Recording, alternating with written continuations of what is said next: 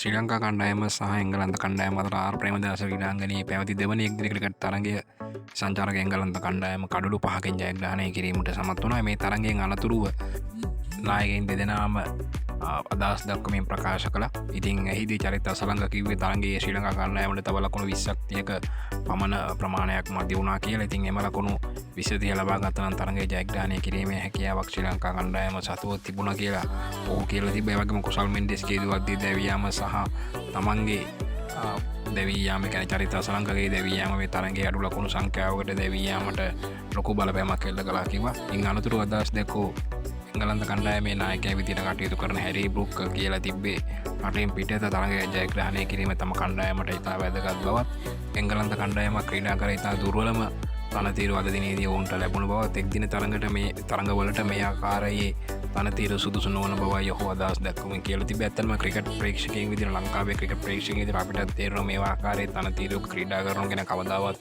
Cricket හදන්න බෑ. මොකද ලකුණු අතරට එන්න බෑ. ඉතින් මේ වගේ ක්‍රීඩාංගණවල තනතිරු වල ක්‍රීඩා කරලා පිටරටකට ගියාම අපි සෑහෙන අසරණ වෙනවා. ඉතින් අපි හොඳට දැකලා තියෙනවා අපිට අවේ සීරීස් එකක් දිනා ගන්න බැහැ.